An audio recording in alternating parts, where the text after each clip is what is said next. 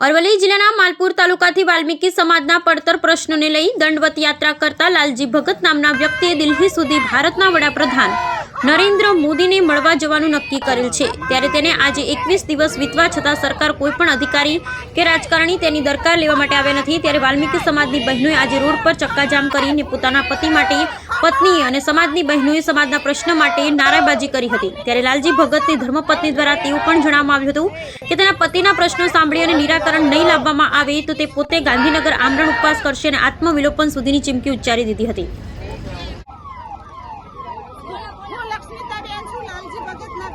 આજે મારા પતિ 21 દિવસથી દંડવત યાત્રા કરી રહ્યા છે, તો આ સરકાર પણ કઈ સામે જોતી નથી અને મારા પતિને કઈ પણ થશે તો આ તંત્રની જવાબદારી આ સરકારને રહેશે અને હું પણ ગાંધીનગર જઈ અને અન્ન પાણીનો ત્યાગ કરે અને તઈ આત્મવિલોપન કરવા પણ મારા પતિ માટે હું પણ તૈયાર છું। આ સમાજ માટે